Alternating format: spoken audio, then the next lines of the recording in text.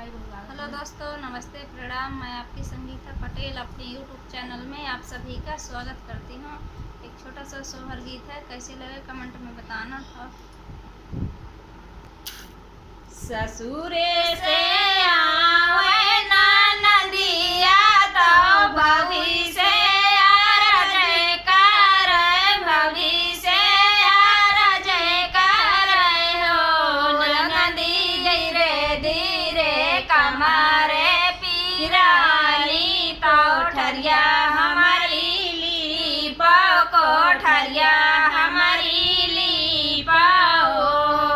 कहाँ से दोबारा मंगाई तो कहाँ से जलनी है, कहाँ से जलनी रे हो ननदी सोरही गाए कर गोबारा गंगा से जलनी रे, गंगा से जलनी रे हो।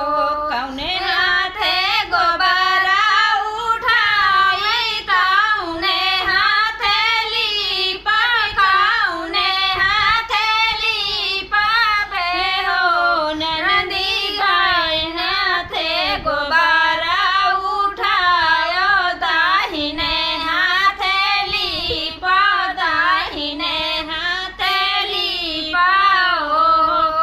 आधा घरेली बैला नदिया आधा ठाणी ठाणी, आधा मठाणी ठाणी हो।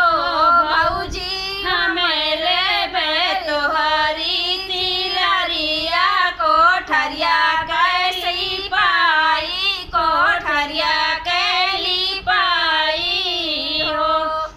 एक नोट दिहेनी है भौजी, दूसरे नोट दिन, दूसरे नोट दिन हो ननदी लैला वो घर कैली पाई। तिलरिया नाही देबे, तिलरिया नाही देबे हो। इतना